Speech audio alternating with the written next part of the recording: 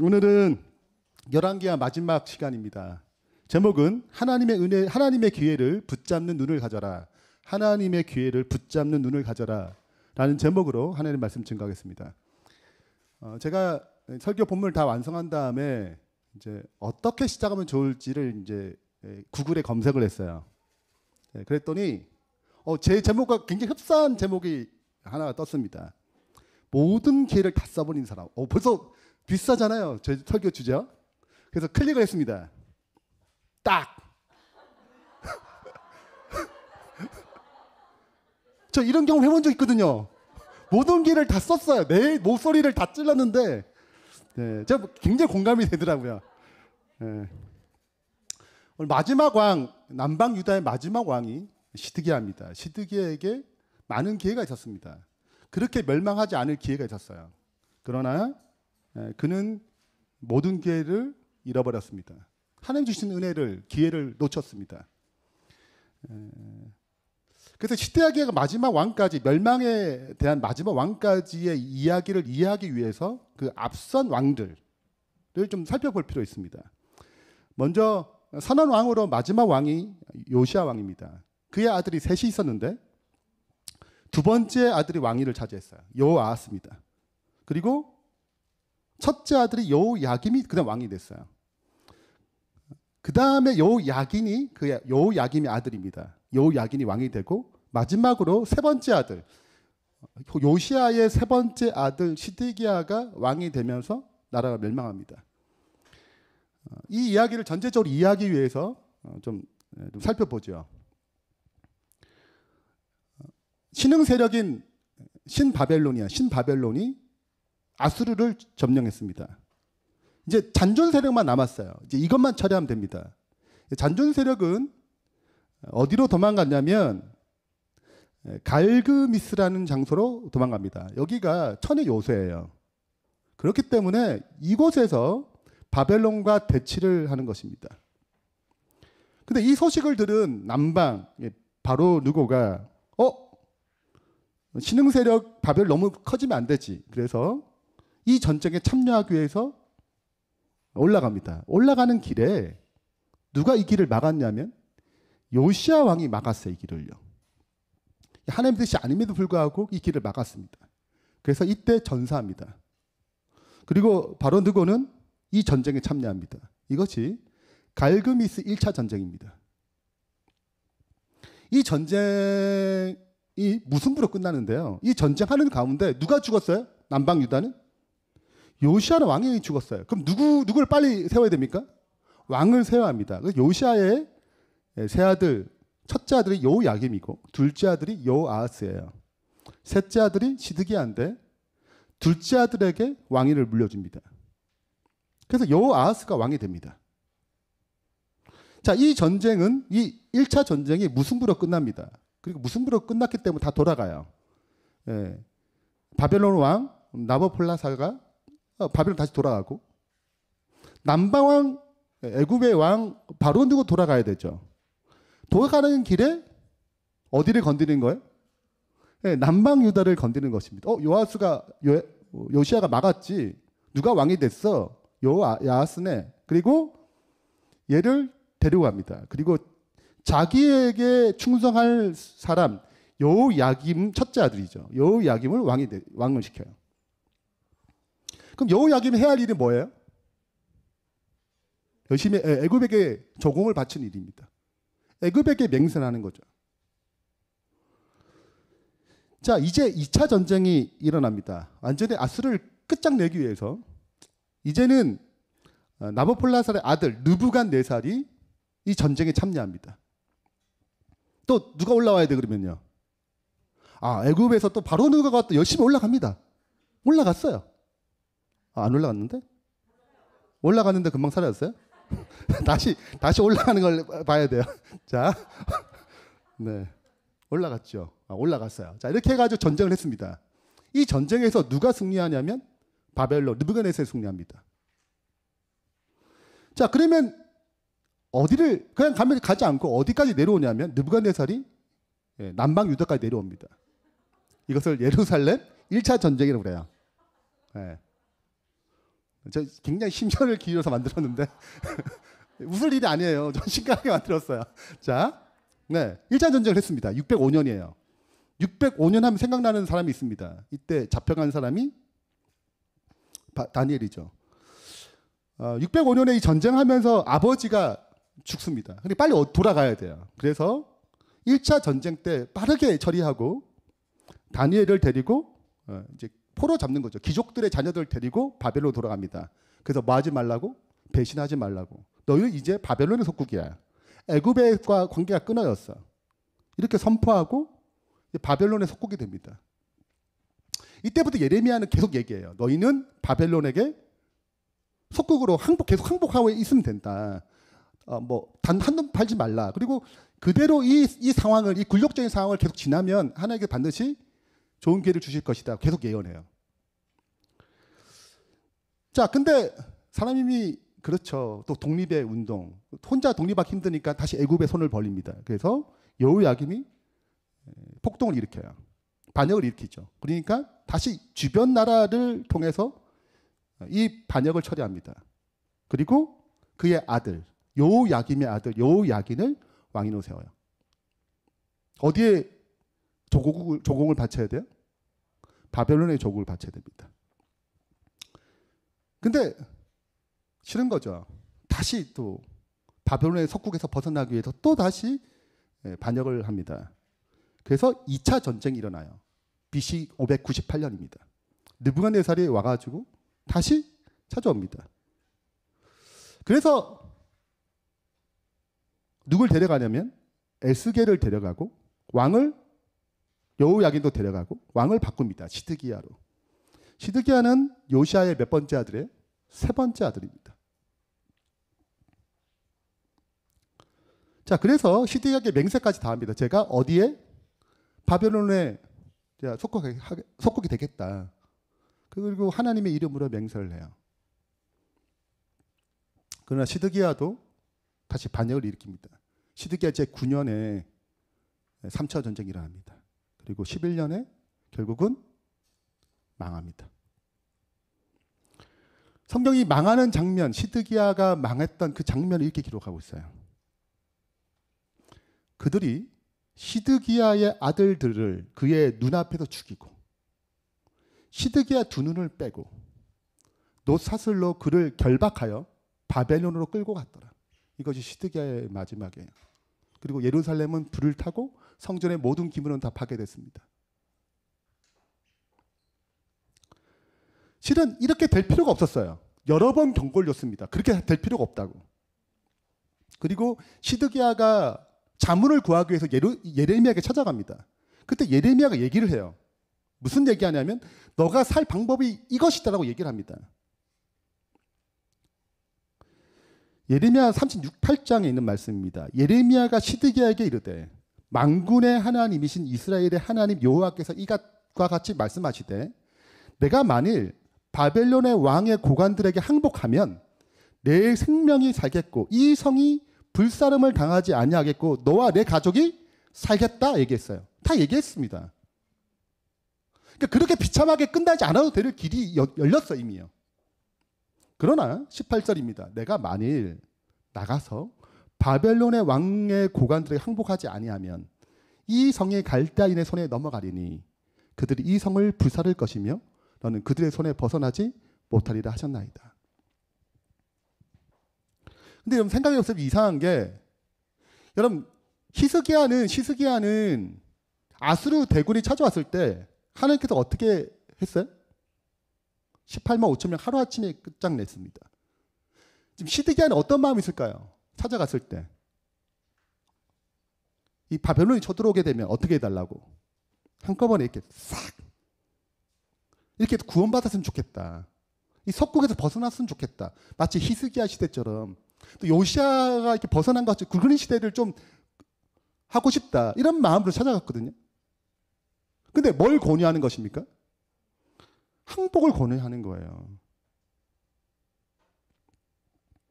왜 하나님은 항복하라고 했을까요?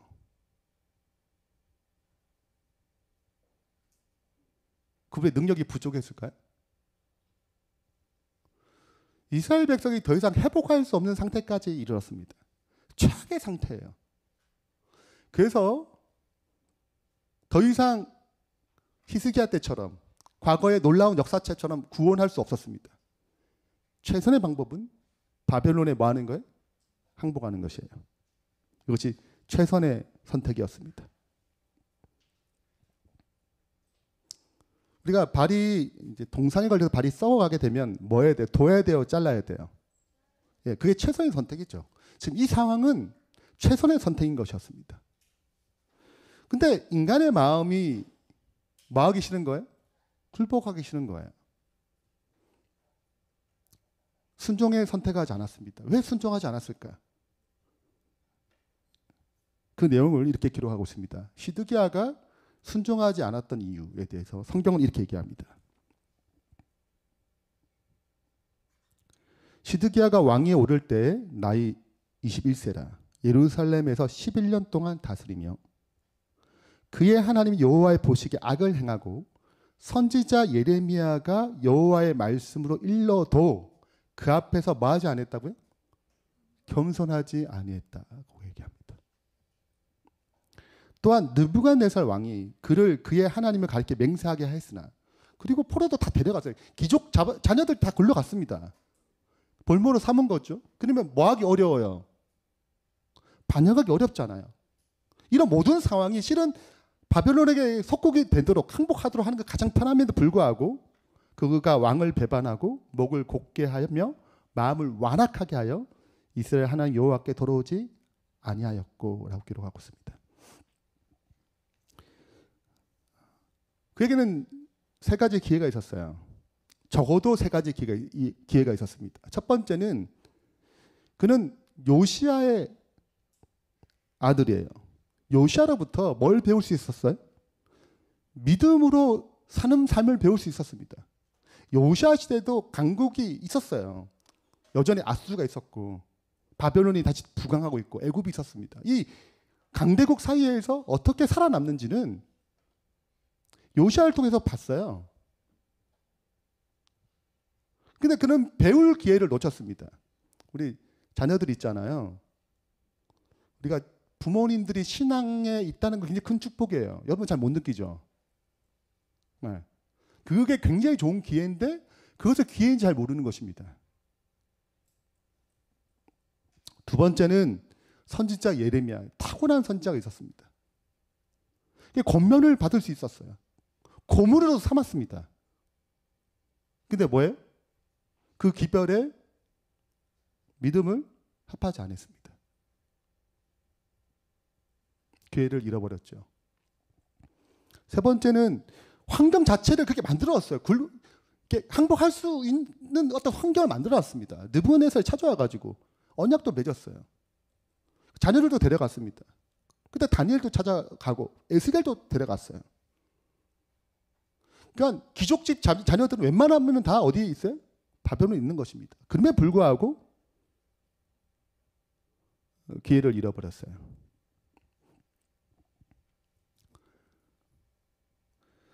그 프레임이라는 책이 있습니다.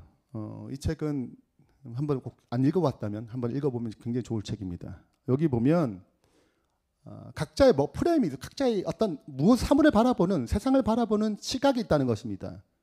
각자 어떤 시각, 플레임을 가지고 세상을 접근하느냐에 따라 우리의 삶으로부터 얻어내는 결과물이 결정적으로 달라진다는 거예요. 그래서 여러 가지 예를 드는데 다이어트 하고 싶잖아요, 그죠? 그래서 다이어트를 하는 방법을 설명합니다. 자, 여러분의 먹는 식사의 반만 드시면 됩니다. 그러면 시간이 지나면 10kg 빠진대, 반만 먹으면. 가만 생각하면 저도 이제 2끼 먹는 1끼 먹는 거죠. 예를 들자면. 아니면 반만 먹든지. 그럼 어떻게 하냐? 어떻게 그렇게 하냐? 쉽지 않잖아요. 이렇게 식사를 딱 반을 잘라가지고 먹기 어렵잖아요. 그래서 뭘 제시하냐면 그릇을 바꾸라고 그래요. 작은 것으로. 네, 많이 담을 수가 없어. 네.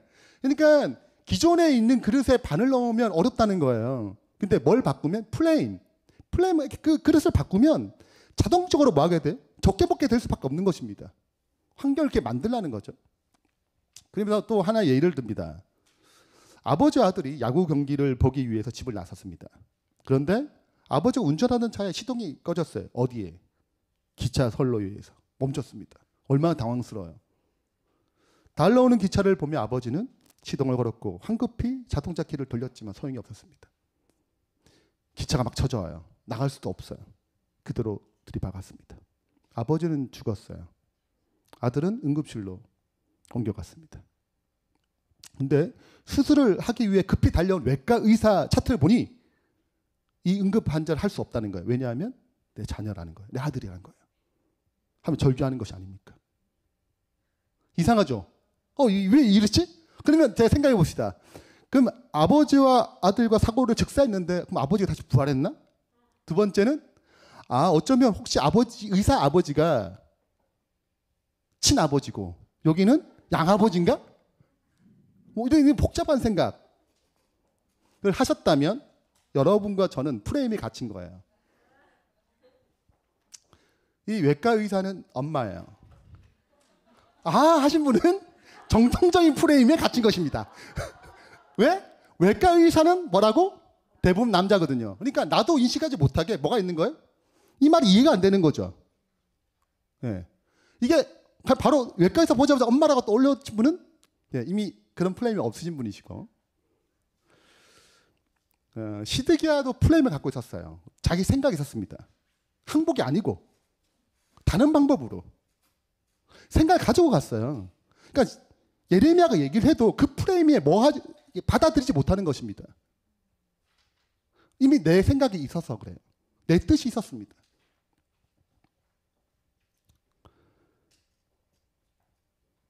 자, 이 그림은 노아 방주예요. 여러분, 비가 한 번도 안 내리는 시대였습니다. 배는 바다에 지어야지. 산 꼭대기에 누가 배를 지어요. 그 노아는 한 번도 오지 않은 비를 온다고 얘기하는 것입니다. 홍수가 일어날 거예요. 이 세상이 물바다가 될 것입니다. 근데 하늘에서 비를 본 적이 없어요. 그들의 경험과 1000년 가까이 살던 그들의 경험은 단 한 번도 비가 오지 않은 프레임을 갖고 있었어요.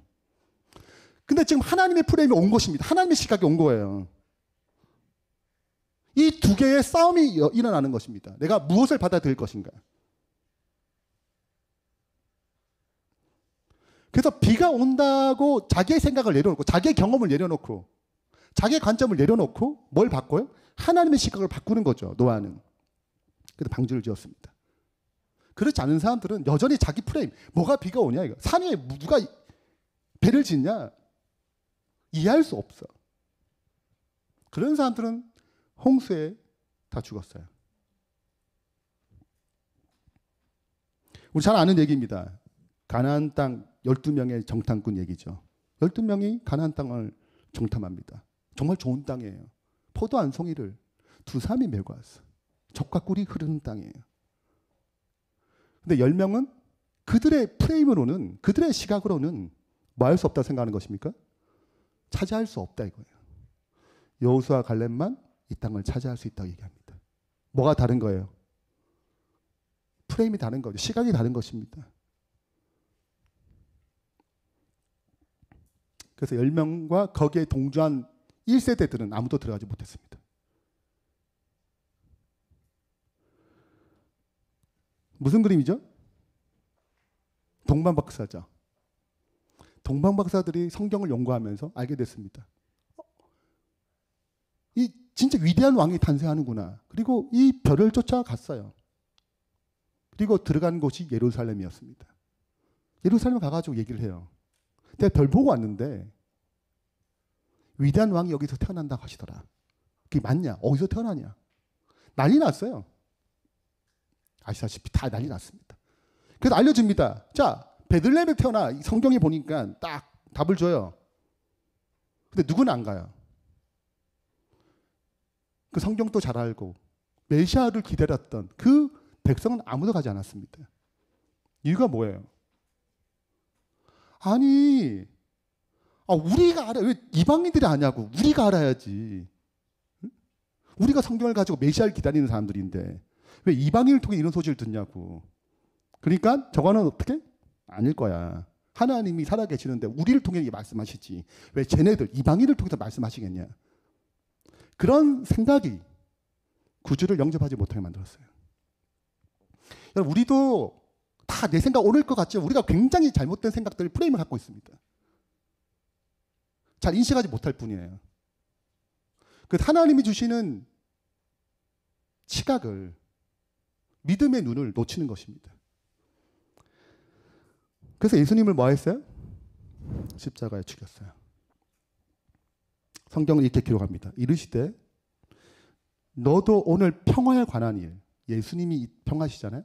예수님이 오셔서 이 땅에 해결했던 그 평화의 일을 알았더라면 좋았을 뻔하였거니와 지금 내 눈에 뭐 했어요? 숨겼어요. 그러니까 예수님이 아닌 거예요. 저 사람이 더 크게 되면 이 나라가 망하겠어. 한 사람이 죽는 것이 이 나라가 망하는 것보다 낫도다 하고 예수님을 죽이는 것입니다.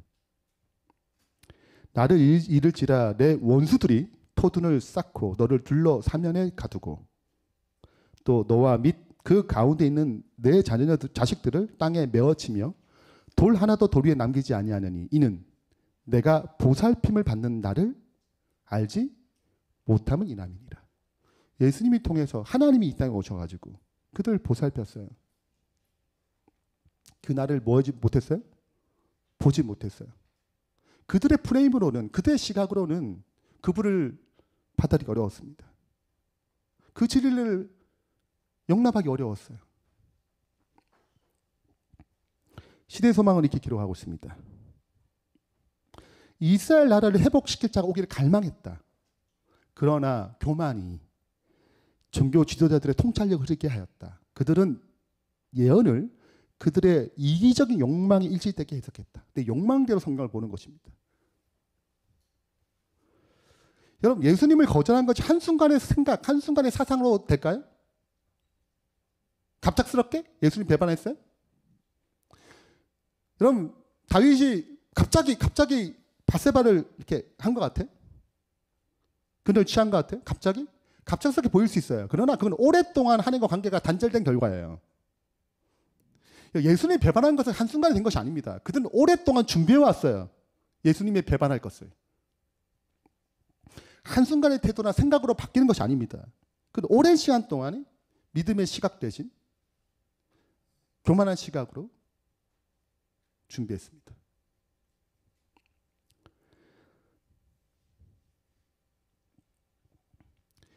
기회를 잡은 사람, 기회를 놓친 사람이라는 책이 있어요. 이 내용은 전체가 다 이렇게 하면 기회를 잡았다, 이렇게 하면 기회를 놓쳤다, 그건 쭉 내용이에요. 근데 제 5장이 기회를 놓치는 사람들에 대한 얘기입니다. 그리고 저 첫 번째, 기회를 놓친 사람의 공통점 첫 번째가 뭐냐면 기회를 볼 줄 모른다예요. 그리고 이렇게 얘기합니다. 기회는 항상 우리 주위에 있으나, 있대요. 기회는 늘 있어. 어리석은 사람은 그 기회를 뭐하지 못해? 알아보지 못한다. 그들은 남의 말을 믿지 않는다. 현명한 사람은 남의 말을 귀담아 듣고 배울 것을 배우며 따른다. 그리고 한 이야기를 합니다. 이야기는 아마 다 한번 들어봤을 이야기예요. 한 마을에 홍수가 발생했습니다. 마을 중심에 뭐가 있었냐면 성당이 있었어요. 그래서 성당도 물에 갇히고 사방이 물에 갇혔죠. 거기 신부가 기도하고 있었습니다. 하나님 구원해 주세요. 구원해 주신대요. 보트가 왔습니다. 신부님 지금 빠져나와야 돼요. 아니면은 위험합니다. 빨리 보트 사세요. 이렇게 얘기했습니다. 그때 됐어. 하나님이 나를 구원해 주실 것이요. 라고 보냈습니다. 그 다음에 헬리콥터가 왔어요. 밧줄을 내렸습니다. 신부님, 밧줄을 타고 빨리 올라오세요. 시간 없어요. 네. 나는 하나님이 구원해 줄 거니까 다른 사람이나 구하세요. 라고 돌아가셨대요.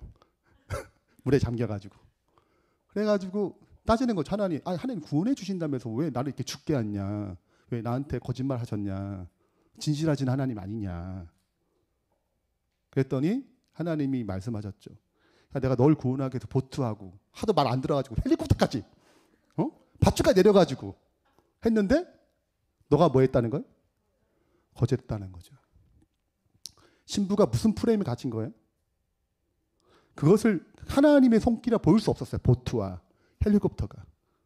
마치 하나님이 직접 내려오실 거야. 이렇게 생각한 거죠. 그래서 하나님의 기회를 놓친 것입니다. 우리가 하나님의 이름으로 기도하고 하나님의 어떤 것으로 일을 해요. 그러나 그 하나님의 일이라는 이름 아래 우리의 프레임에 갇혀가지고 그분의 놀라운 섭리와 손길들을 볼 수 없을 수 있습니다. 한번 돌아보세요. 내가 과거에 어떻게 그런 기회를 놓치지 않았는지. 하나님께 내 삶 가운데 수많은 기회를 주셨는데 그 기회를 많이 놓치지 않았는지.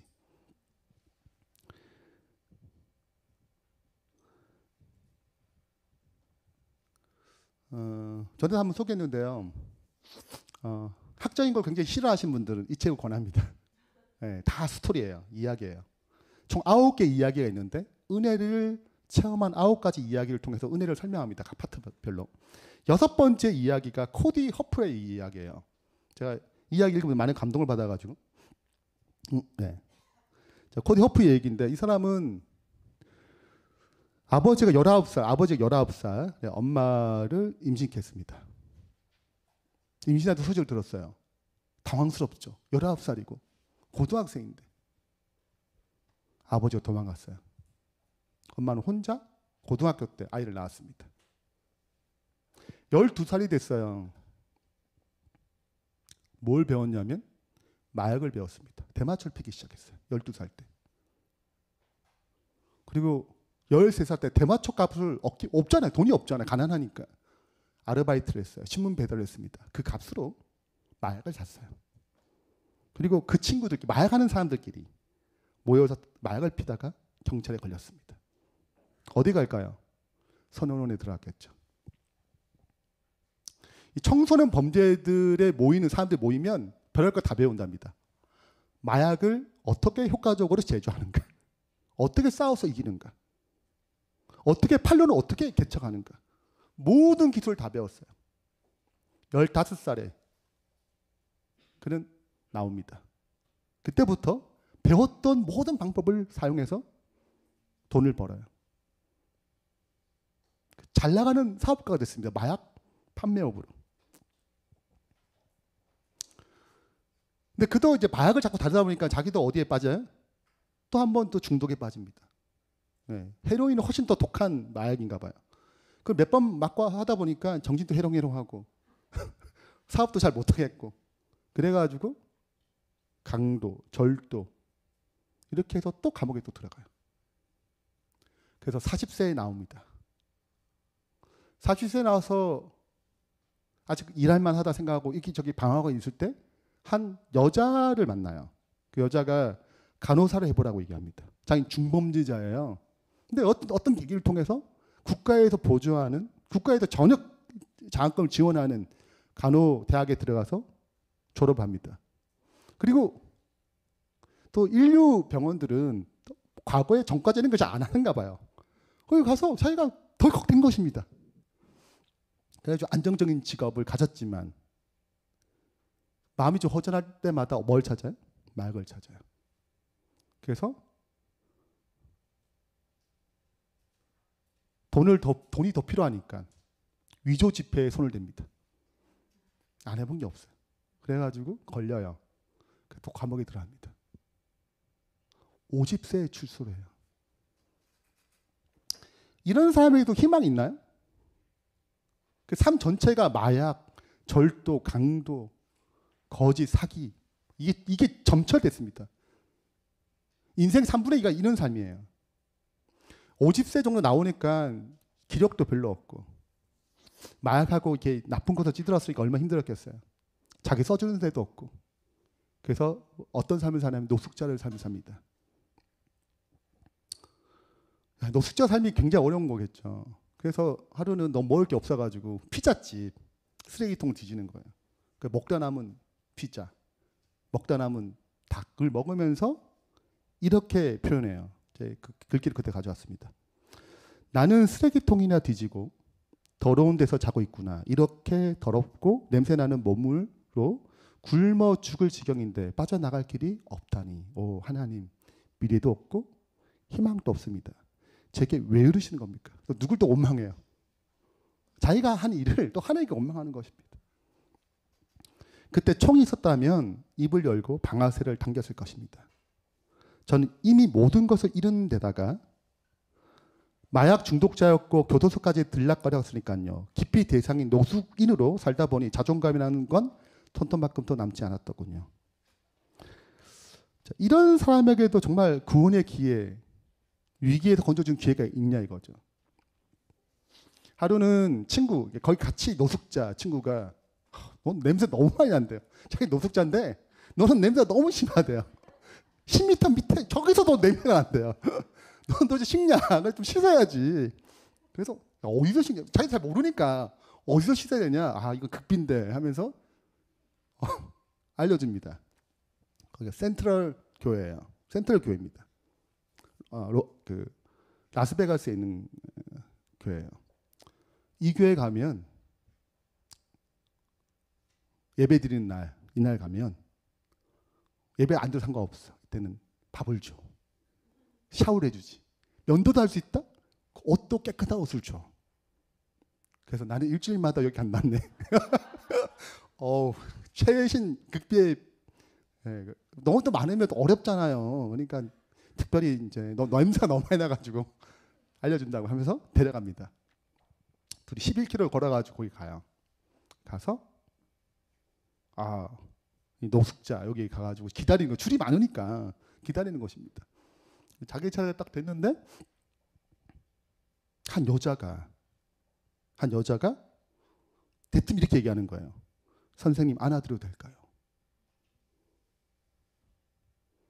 그때 얘기합니다. 사모님 저는 샤워를 하지 않은 지 3개월에서 냄새가 지독합니다. 노숙자끼리도 꺼려해요 저는. 네. 제가 한 교회에 있을 때 실제 노숙자를 성경만 한 적이 있어요. 교회에 와가지고. 여러분 냄새 장난 아니에요. 네. 정말 냄새 안 나는 것은 정말 이렇게 어려운 거죠. 이 냄새 엄청 나거든요. 그래서 성경 공부할 때 정말 많은 믿음과 인내가 필요하더라고요. 네. 근데 제가 이거 보면서 참 제가 마음에 그 과거가 생각나면 참 이렇게 창피함을 느꼈습니다. 안 해도 될까 얘기했어요. 그때 이렇게 얘기합니다. 저는 샤워를 안 해가지고 안 된다. 그랬더니 이렇게 얘기해요. 저한테는 냄새가 안 나는데요. 라고 말한 뒤 두 팔로 그를 끌어안았다. 그리고 다시 그의 눈을 보며 말했다. 그리고는 말했어요. 뭐라 얘기했냐면 예수님이 당신을 사랑하신다를 아시나요? 이 얘기를 던진 것입니다. 코디는 생각했어요. 예수님 나 같은 존재를 사랑한다고? 믿을 수가 없는 거죠. 그는 이렇게 얘기해요. 예수님이 나를 사랑하실 수 없지. 나는 노숙인이고 예수님 나를 사랑할 수가 없어. 나는 마약 중독자잖아. 여전히 여러분 노숙자면서 돈을 벌잖아요. 그 돈으로 사는 일은 오직 마약입니다. 그렇게 살았어요. 난 나쁜 사람이라고. 하나님 나 같은 사람 사랑하지 않을 거야. 근데 이 미셸이라는 이 여인이 한 번 안아줬잖아요. 그게 너무 큰 충격이었어요. 그래서 이제 깨끗이 씻은 다음에 예배 드리고 싶은 마음이 생긴 거예요. 그래서 예배에 참석했습니다. 그 예배 참석에 이제 설교가 좀 마음에 들었는가 봐요. 그 내용 중에 하나가 뭐였냐면 애들이 막 시끄럽게 막 하는가 봐요. 뭐 이렇게. 우리도 자녀들 있잖아요. 그래서 한 할머니가 이제 목사님한테 얘기했대요. 너무 시끄럽다. 좀 자제시키면 안 되냐. 그랬더니 목사님 하는 말이 뭐냐면 그 애들이 시끄럽더라도 상관없다. 그들이 그 찬양으로 하나님께 영광을 돌리고 하나님이 기뻐하는 일이라면 좀 시끄러우면 어떠냐. 우리 좀 용납해 줘야 되지 않겠냐. 그렇게 얘기했대요. 그 얘기를 들으면서 나도 용납받을 수 있겠다라는 생각을 했답니다. 그리고 성경부에 참석하고 예배에 참석을 시작했어요. 3주가 됐습니다. 그렇게 참석한 지. 성경이 갑자기 재밌기 시작하고 하나님을 더 깊이 알고 싶고 뭔가 자기 마음에 새로운 움직임이 생긴 거예요. 3주 되던 집은 노숙자잖아요. 그래서 글로 가는 길에 자기 집 땅바닥으로 가는 길에 울컥 이런 마음이 생겼습니다. 기도할 줄도 몰랐어요. 그냥 무릎을 꿇고 얼굴을 흙바닥에 대고 아기처럼 울부짖으며 마음을 쏟아 놓았습니다. 하나님, 저는 너무 지쳤습니다. 마약에 질렸어요. 제발 마약을 끊게 해주세요. 저 스스로 운전대에 앉아 늘 정면 충돌로 치닫고 있는 것만 같습니다. 제 인생을 하나님께 바치고 싶습니다. 하나님 제발 저를 새 사람 되게 해주세요. 하고 15분 동안 계속 울며 기도했어요. 기도가 끝나고 하나님 평화가 임했습니다. 그때부터 마귀의 욕구가 끝났어요. 누가 역사한 거예요? 하나님 놀라운 역사가 한 거예요. 밑바닥에서. 가장 밑바닥에서 하나님께서는 그를 새로운 기회를 경험했습니다. 실은 우리 삶 가운데 기회가 있어요. 그 기회를 뭐 할 뿐이에요? 놓칠 뿐이에요. 근데 이 사람은 그 마지막에 마치 강도처럼 붙잡았습니다. 지금 뭐 하느냐? 60세가 됐는데 지금은 이 노숙인을 위해서 한 손에 성경을 들고 자기의 경험을 얘기하면서 초대합니다. 당신도 새로운 삶을 살 수 있다고 나처럼. 그래서 지금은 이 노숙인을 위한 자원봉사자 초청 책임자로 사역하고 있습니다. 여러분 나만 장군이 나병 환자가 됐죠. 이 병을 고치기 위해서 한 소녀의 말을 듣습니다. 그리고 거기에 순응해요. 그리고 그 위대한 선지자로 들렸던 엘리사에게 찾아갑니다. 엘리사가 얘기하죠. 뭐만 하면 돼요. 요단 가서 7번 씻으면 돼요. 끝. 얼마나 심플하고 단순해요. 근데 뭐 하는 것입니까? 어려운 거예요. 내 생각에는 엘리사가 나와서 내 머리에 손을 흔들며 기도하면 나을 줄 알았는데 왜 요단강에서 7번 씻어야 되냐? 나 싫다 이거예요. 뭐가 막은 거예요? 내 생각이. 잘 왔다가 어떤 지점에서 내 생각이, 내 프레임이, 내 자만심이, 내 교만이 막는 것입니다. 내가 과거의 경험이, 내가 이런 경험을 했다니까? 이런 것들이 막는 거예요. 그래서 근데 저는 이 공동체가 참 중요해요. 다시 막 얼레잖아요. 신하들이. 여기까지 왔는데 이렇게 해가지고 어디까지 보내요? 요단강까지. 저는 믿음의 세계 똑같아요. 우리가 다 완벽하지 않잖아요. 그래서 어떤 지점에 내 생각 때문에 막힌 데가 있습니다. 내 관점이 막혀요. 그러니까 이런 것들 잘 받아들이지 못할 수도 있습니다. 그때 누가 필요하냐면 옆에 좋은 공동체가 필요해요. 믿음의 눈을 떠서 그 요단강으로 들어가게 할 사람이 필요한 거죠. 들어가서 나병 환자가 나만이 나았습니다. 여러분 엘리사에게 하나님께서 나병이라는 고칠 수 없는 병을 고칠 수 있는 능력을 주셨어요. 그러나 병을 고친 사람은 누구밖에 없어요? 나만 장군밖에 없습니다. 여러분 이스라엘에 얼마나 많은 나병 환자가 있었겠어요. 근데 누구만 나은 거예요? 나만 장군 나은 거예요. 여러분 나머지 나병 환자들이 기회가 없었던 것이 아닙니다. 더 쉽게 접근할 수 있죠. 이방 장군이 여기 온 게 더 어렵죠. 그건 훨씬 쉽게 접근할 수 있었습니다. 그러나 그들은 그 믿음의 눈을 뜬 눈이 없었어요. 그냥 나는 안 돼. 난 이렇게 제외됐어. 사회에서 제외됐지. 이런 생각이 뭘 할 수 없었어요? 엘리사에게 자기 병을 고칠 수 있는 수많은 기회를 놓쳤습니다. 오늘 우리의 주제곡인데요. 믿음의 눈입니다. 제가 가사를 좀 읽어보겠습니다. 눈앞에 산이 커 보여 넘을 수 없는 벽 앞에 뭐가 생길까요? 두려움이 생기죠. 내 마음 깊은 곳 보이지 않는 믿음의 눈을 뜬다. 실은 여러분 우리의 믿음의 눈이 언제 뜨냐면 잘 풀릴 때 믿음의 눈이 안 떠져요. 언제 떠져요? 우리 삶 가운데 뭔가 문제가 생길 때, 위기가 생길 때, 좀 답답할 때, 뭔가 해결이 잘 안 될 때, 그때가 무슨 순간이냐면 믿음의 눈을 뜰 기회예요. 그 위기가 기회가 된 것입니다. 보이지 않는 눈, 믿음의 눈은 보이지 않는 주님을 보게 하네. 보이지 않는 눈, 믿음의 눈을 뜰 때 저 높은 산 위로 믿음의 세상이 펼쳐지는 거예요. 노아가 그래서 방주를 지었고 12명의 정탐꾼 중에 2명 갈렙과 여호수아가 가나안 땅에 들어갔습니다.